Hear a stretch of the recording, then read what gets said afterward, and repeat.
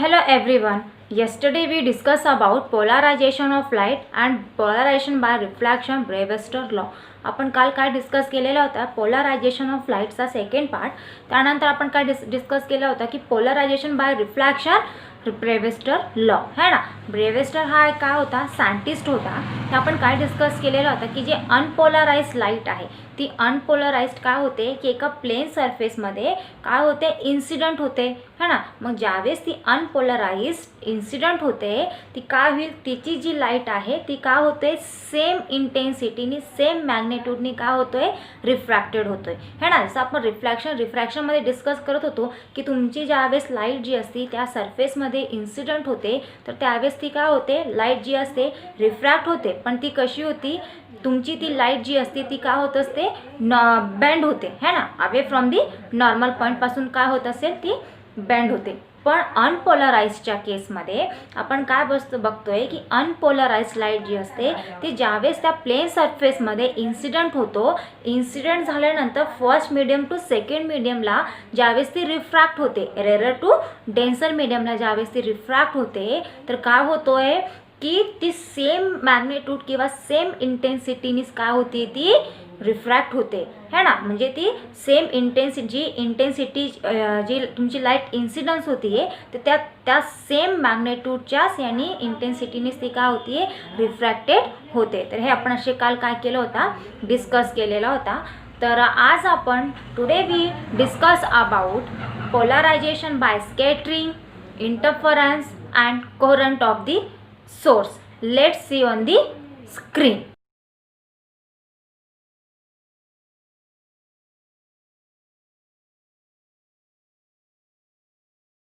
Polarization by scattering. When sunlight strikes air molecules or dust particle in the atmosphere है ना. जे sunlight असतात जे त्याचे स्ट्राइक्स असतात ते कुठे आपल्याला बघा ॲटमॉस्फेअरमध्ये त्याचे एअर मॉलिक्यूल किंवा डस्ट पार्टिकल हे आपल्याला कशावरून दिसतं ॲटमॉस्फेअरमध्ये दिसतात ना. It changes its direction. त्यांचे डायरेक्शन कसे असतात चेंजेस असतात. त्यालाच आपण काय म्हणतोय स्कॅटरिंग.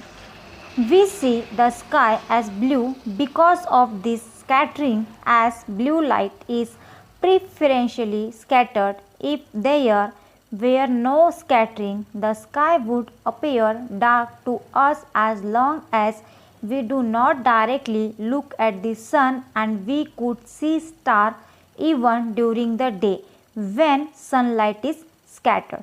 है ना. आपण काय म्हणतोय की जी स्काय आहे है ना त्या जी स्काय आहे त्याला आपण डायरेक्टली आपण ज्यावेळेस do not directly look at the sun आपण डायरेक्टली सनला बघू शकतो का नाही है ना. का कारण की इथे तुमची जी लाईट आहे ती काय होती when sunlight is scattered it gets partially polarised in a way similar to the reflected light seen above figure 1.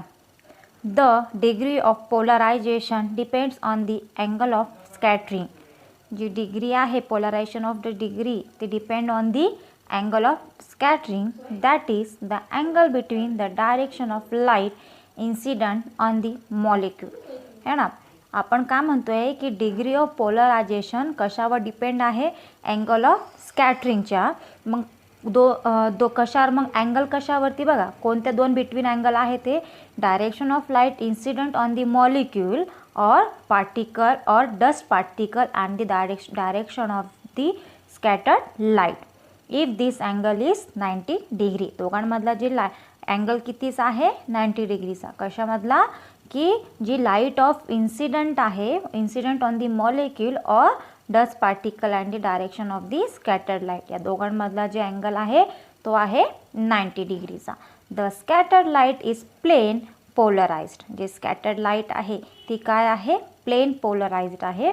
दस the scattered light reaching us from different direction in the sky is polarized to different degree है ना. आता जे आपण काय म्हणतोय की जे स्कॅटर्ड ऑफ लाईट जी आहे okay the sky is polarised, जे आपण रोजचं जे स्कायमधला जे स्कायचं जे काय होतं स्कॅटरिंग होती आहे, स्कायमधून जी काय होती तुमची स्कॅटरिंग होती आहे, तर ती स्कॅटरिंग काय होती वेगवेगळे डिफरंट डायरेक्शनमध्ये आहे ना, पर्टिक्युलर डायरेक्शनमध्ये होतं आहे का.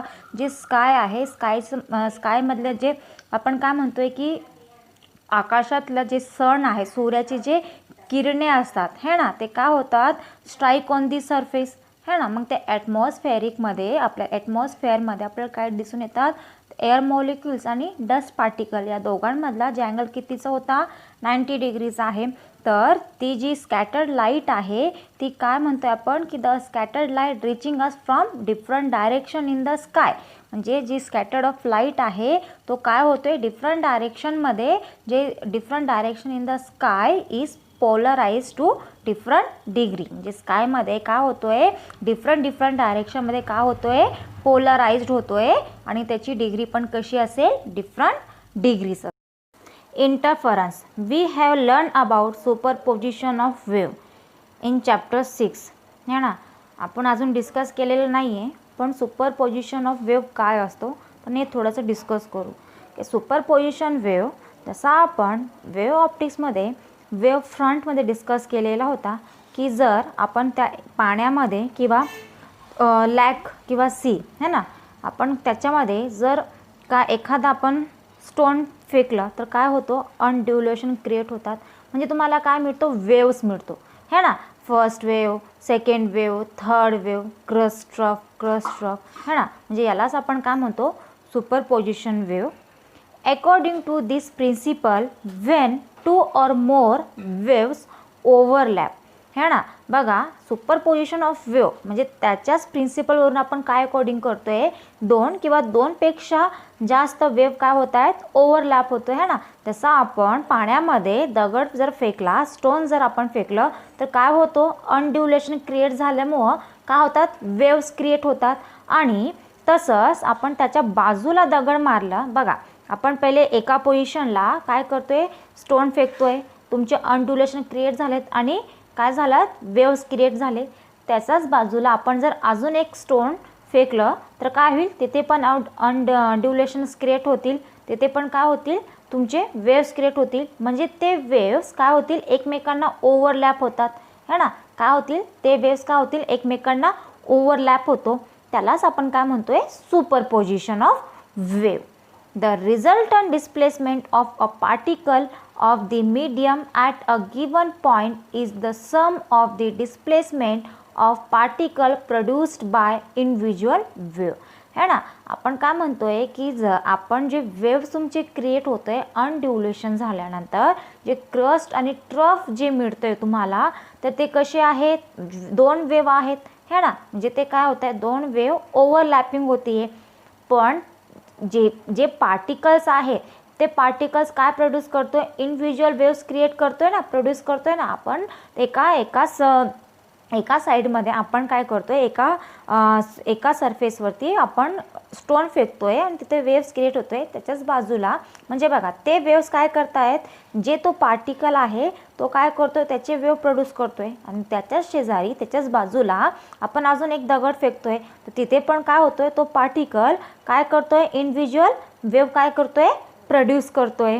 As if each wave is the only one which is present because of this particle in the medium present where the crest or trough of the two wave coincide will have larger displacement है ना. आपण काय म्हणतोय की जे particles आहेत त्या particles जे आहे त्याच्यामध्ये काय present particles in the medium present काय आहे क्रेस्ट और ट्रफ है ना. आपण म्हणतो ना जी वेव्स क्रिएट होतात ते वेव्स कसे असतात क्रेस्ट आणि ट्रफ आणि ते 2 वेव्ह जे आहे ते काय होत आहेत एकमेकांना कोइन्साइड होत आहे will have larger displacement while particle present where the crest of one wave coincide with the trough of the other है ना.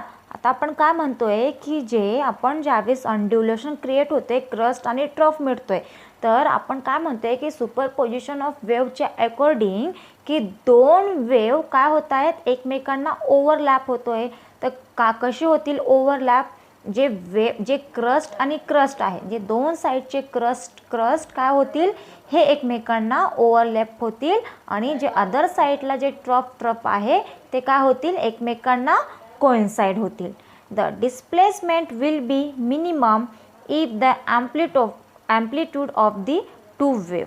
है ना, आपण काय म्हणतोय की यांचं डिस्प्लेसमेंट काय होईल, मिनिमम होईल. है ना, कशातला, amplitude of the two wave मधलं.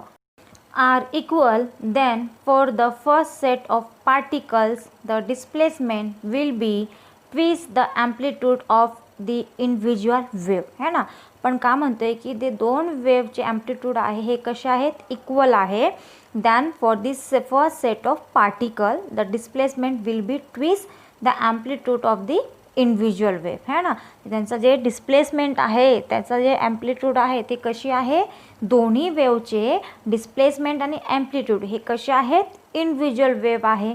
And for the second set of the particle the displacement will B 0. Thus the intensity of the wave which is proportional to the square of the amplitude of the wave will be non-uniform, being larger at some place and smaller at other. This is called as interference. है ना, आपण interference कशाला म्हणतोय की जे intensity of wave आहे ती काय आहे, proportional to the square of the amplitude of the wave.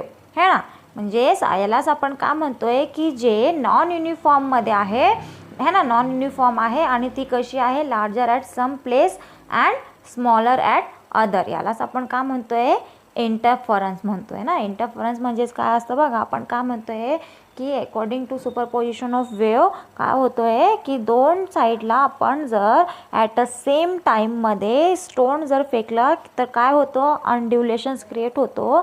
आणि जे अनड्युलेशन क्रिएट होतोय तर काय होतोय, जे तुमचे दोन वेव्स ओव्हरलॅपिंग होतीये, काय होतीये, ओव्हरलॅपिंग होते. आणि ओव्हरलॅपिंग झाल्यामुळं काय होते, जे क्रस्ट जी आहे ती एकमेकांना कोइन्साइड होती आणि जी ट्रफ आहे ती एकमेकांसोबत कोइन्साइड होते.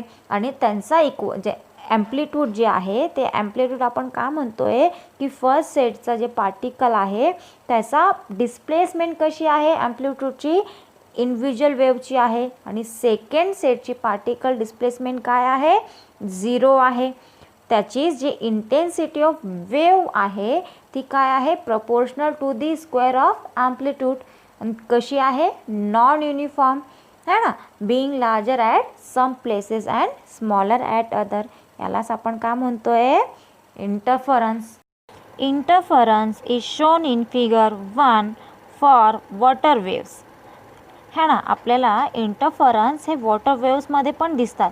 है ना, consider S1 and S2 are sources of water wave of the same wavelength and amplitude. है ना, आपण जर सोर्स ऑफ वॉटर, है ना, जसं आपण म्हटलं होतं की दोन्ही साईडला ॲट अ सेम टाईमला आपण जर त्या पाण्यामध्ये जर स्टोन फेकलं तर काय होतं, वेव्स क्रिएट होतात ना. त्याची वेवची वेवलेंथ आणि ॲम्प्लिट्यूड कशी असेल, सेम असेल. कशाची, सोर्स ऑफ वॉटरची. and are in phase with each other. That is, at any given instant of time, the phase of the waves emitted by both sources are equal. म्हणजेच काय म्हणतोय की any given instant of time the face of wave काय होतोय की जे वेवचे faces आहेत ते काय करतायत, सोर्सपासून इमिटेट होत आहेत. कसे, are equal. The crest are shown by continuous circles while the trough are shown by dash circle. है ना, बघा जसं आपण याच्या पहिले पण क्लासने डिस्कस केलेला होता वेव फ्रंटमध्ये. तुम्हाला मी सांगितलेलं होतं की काय आपण एक सोर्स होता, आपण सोर्स ऑफ लाईट घेतलेली होती आणि त्या लाईटपासून आपण एक स्लीट ठेवली होती. है ना, डबल स्लीट ठेवलेली होती आणि त्या स्लीटपासून काय होत होते, तुमचे जे वेव्स आहेत, है ना, त्या वेव्स काय होतील, ते जे सोर्स ऑफ लाईटपासून तुमचे वेव्ह काय होतील, इमिट्स होतील, बाहेर पडतील. आणि त्या जेव्हा त्या स्लीटमधून पास होतील तर तुम्हाला काय मिळतील, वेव्स मिळतील है ना. म्हणजे डार्क फ्रिंजेस, ब्राईट फ्रिंजेस हे आपण डिस्कस केलेला होता है ना याच्या पहिले पण वेव्ह फ्रंटच्या केसमध्ये.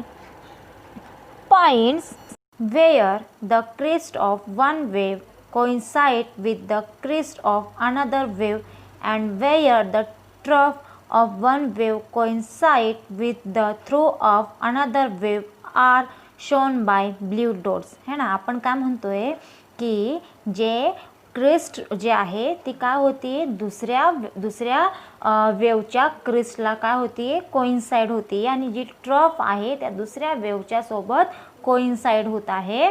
तर आपण त्या क्रस्ट आणि ट्रफला आपण ते शोन फिगरमध्ये ठीक आहे इंटरफरन्सच्या फिगरमध्ये आपण डॉट डॉट लाईननी ब्ल्यू डॉटेड लाईननी आपण शो करतोय. At this point the displacement is maximum and is twice that for each wave these are point of constructive interference. Okay, constructive interference काय आहे. आता इंटरफरन्स म्हणजेच जसा आपण काय कन्सिडर केला होता क्लासमध्ये कन्सिडर केलेला होता वेव्ह फ्रॉमच्या पॉईंटमध्ये डिस्कस केलेला होता की जर आपण सोर्स ऑफ लाईटपासून जे डबल स्लिट असते डबल स्लिटपासून तुमची सोर्स ऑफ लाईट जी इमिट होती कशी इमिट होती आहे वेव्ह फॉर्ममध्ये आणि त्या डबल स्लिटवरून जी तुमची लाईट काय होती आहे ट्रॅव्हल करते आणि आपण त्याला साच्या समोर काय आपण ठेवलेला होता एक फिक्स स्क्रीन ठेवलेली होती.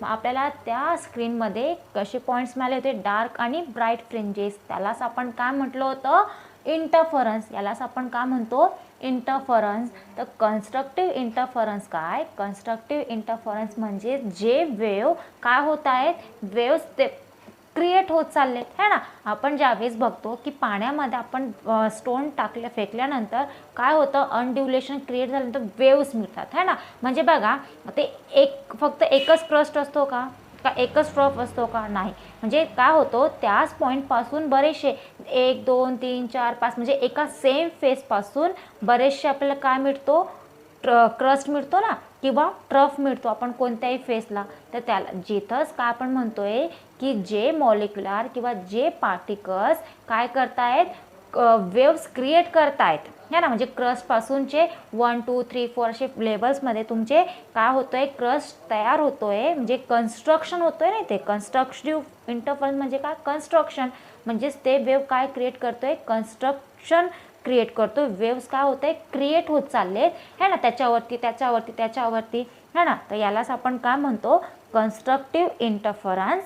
The point where the crest of one wave is coincident with the trough of another are shown by red dot है ना. आता आपण काय म्हणतोय की जे क्रिस्ट जे आहे ती काय होती one wave is a coincident म्हणजे त्या एका वेवपासून दुसऱ्या वेवला जे कोइन्सिडंट होतोय ते आपण फिगरमध्ये रेड डॉटनी शो करतोय. At this point the displacement is 0. This are point of destructive interference. तर डिस्ट्रक्टिव्ह म्हणजेच काय की कुठलेही प्रकारचं काय होतोय इथे जे वेव्स आहेत तो काय होतोय ते वेव्स क्रिएट होत नाही कारण की क्रिस्ट ऑफ वन वेव म्हणजे जे क्रस्ट आहे ती काय होती की वन वेवला कोइन्सिडंट होतोय. तर तो काय होतोय त्याचा डिस्प्लेसमेंट जे आहे त्याचा डिस्प्लेसमेंट काय आहे 0 आहे. म्हणजे कुठलीही प्रकारचा कन्स्ट्रक्टिव्ह होतोय का नाही कारण की ते डिस्प्लेसमेंट काय आहे 0 आहे. म्हणजेच तो पॉईंट जे आहे ती काय असेल हा जे वेव्ह असेल ही वेव्ह कोणती असेल डिस्ट्रक्टिव्ह इंटरफरन्स.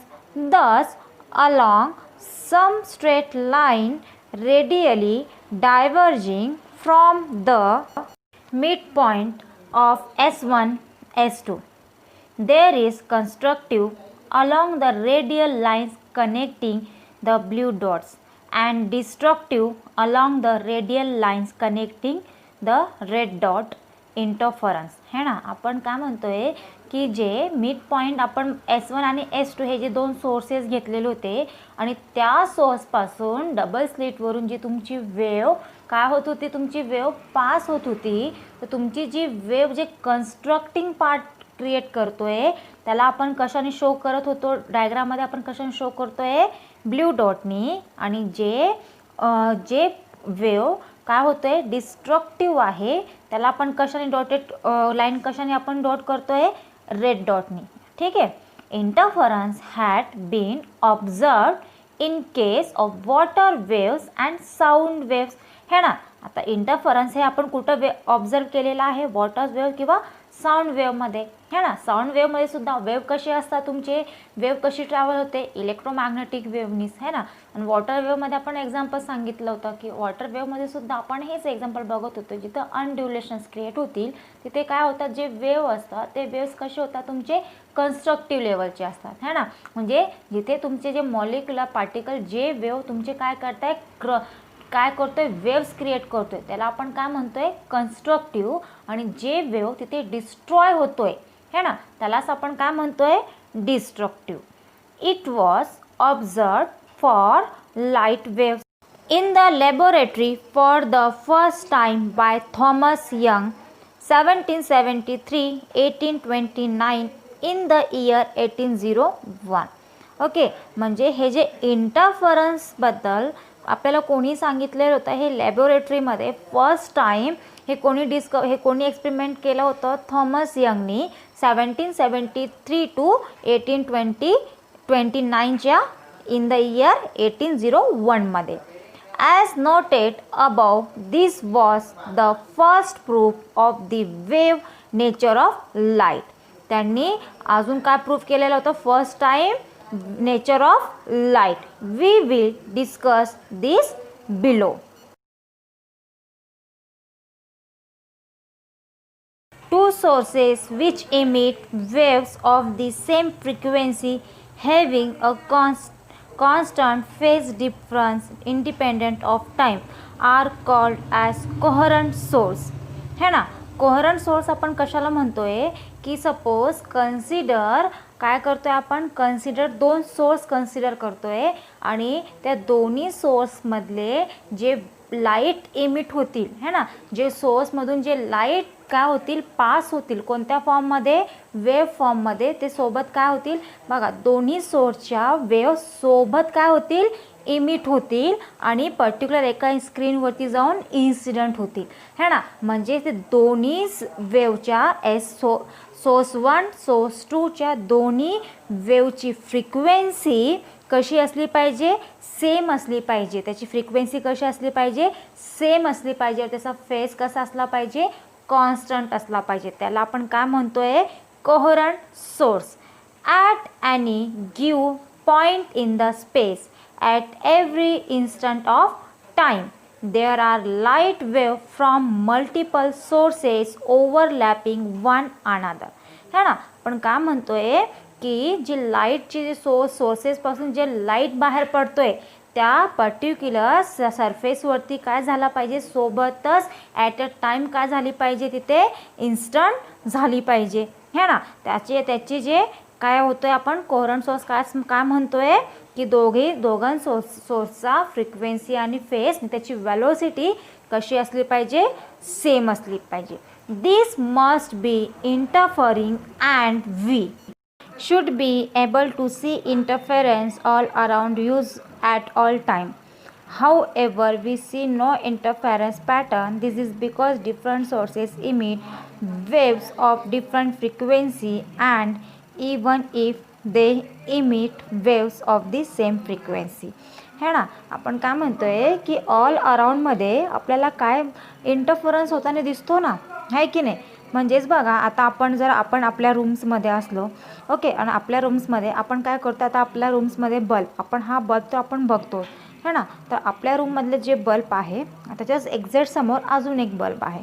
तर काय होतील, ते दोन्ही वेव्स काय होतील, तुमच्या त्या दोन्हीच वेव्ह काय होतील, तुमच्या इथून पण तुमचे वेव्स निघतील आणि इथून पण तुमचे काय होतील, वेव्स निघतील. आणि ते दोन्ही वेव्स काय होतील, एकमेकांना ओव्हरलॅपिंग होतील. है ना. ते दोन्ही वेव्स काय होतील, ओव्हरलॅपिंग होतील. जे कन्स्ट्रक्टिव्ह पार्ट आहे तो कन्स्ट्रक्टिव्ह होतो आणि जे डिस्ट्रक्टिव्ह आहे तो काय होतो, डिस्ट्रक्टिव्ह. है ना. म्हणजे जे क्रस्ट असेल तो काय होत जाईल तुमचा, कन्स्ट्रक्टिव्ह. आणि जे तुमचा जे ब्राईट फ्रिंजेस आणि जे डार्क फ्रिंजेस, है ना, म्हणजे जे डार्क फ्रिंजेस असतात ते तुमचं कोणतं पार्ट असतो, डिस्ट्रक्टिव्ह. आणि जे तुमचं ब्राईट फ्रिंजेस असतात ते कोणते असतात, तुमचे जे तुमचे काय म्हणतात ब्राईट फ्रिंजेस असतात ते कोणते असतात, आपण कन्स्ट्रक्टिव्ह. म्हणजे यालाच आपण काय म्हणतोय इंटरफरन्स. तर आपण हे काय म्हणतोय की should be able to see interference all around us at all time, है ना.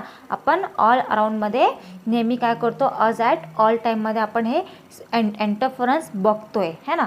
This is because different source emit waves of different frequency and emit waves of the same frequency, है ना. दोन सोर्समधला काय म्हणतोय की त्यांची जी इमिट वेव आहे त्याची सेम काय म्हणतोय आपण, त्याचीच काय आहे, सेम फ्रिक्वेन्सी. म्हणजे ज्यावेळेस दोन आपण डिफरंट सोर्स घेतोय तर काय होतील, त्याची डिफरंट फ्रिक्वेन्सी असेल. आणि जर आपण दोन सोर्स आपण सेम घेणार तर काय होतील, त्याची इमिट्स ऑफ फ्रिक्वेन्सी कशी असेल, सेम असेल. They are not in phase, thus the interference pattern changes every instant of time and no pattern is sustained over a significant length of time for us to see. For interference to be seen over sustained periods, we need two sources of light which emit wave of the same frequency, and the waves emitted by them are in phase or have a constant phase difference between them, है ना. आपण काय म्हणतोय की interference जे आहे, आपण काय म्हणतोय की जे आपण पर्टिक्युलर दोन सोर्स ऑफ लाईट घेतलेला आहे आणि त्यांच्या त्या सोर्स ऑफ लाईटपासून जी वेव्स इमिट होत आहे त्याची फ्रिक्वेन्सी कशी आहे, सेम आहे. आणि त्याची फेस पण कशी आहे, सेम आहे. आणि काय म्हणतोय की constant face difference between them, आणि त्यांची जे डिफरन्स बिटवीन आहे, है ना. म्हणजे फेस आपण काय म्हणतोय की ती इमिट जे दोन सोर्स ऑफ लाईट जे वेव्स इमिट होत आहे त्याची फ्रिक्वेन्सी सेम आहे, है ना. आणि त्याचा जे फेस आहे ती पण कशी असते, सेम असते. त्याला आपण काय म्हणतो की त्याचा फेस. आता जर आपण एक पर्टिक्युलर एक सायकल वेव्ह सायकल म्हणतोय, एक कम्प्लिटली वन सायकल, है ना. म्हणजे क्रस्ट आणि ट्रफ. जर त्या फर्स्ट वेव्हची व्हॅल्यू जर पाय असेल तर सेकंड सोर्सची फर्स्ट वेव्हची व्हॅल्यू किती असली पाहिजे, पाय. सेकंड हाफ सोर्सची व्हॅल्यू आहे पाय/2. तर फर्स्ट सोर्सची सेकंड वेव्हची व्हॅल्यू किती म्हणतोय आपण, पाय/2. तर सेकंड सोर्सची काय आहे, त्याची पण सेकंड वेव्हची व्हॅल्यू किती असेल, पाय/2. म्हणजेच आपण काय म्हणतो की जे दोन सोर्स ऑफ लाईट आहे त्यांची जी वेव्ह आहे ती कशी बघा, ॲट अ टाईम त्यांची वेव्ह काय होतो, इमिट होतोय. आणि त्यांची फ्रिक्वेन्सी आणि फेस हे कसे आहेत, कॉन्स्टंट आहेत. That is we need coherent source of light. म्हणजे आपण म्हणू शकतो ना, ही कोणती लाईट आहे, कोहरंट सोर्स ऑफ लाईट आहे. दिस criterion cannot be satisfied by two independent primary sources as they emit wave independently, and there need not be a constant phase relation between them. Thus, to obtain sustained interference pattern, one usually obtains two secondary sources from the same primary source, as done in Young's double slit experiment below.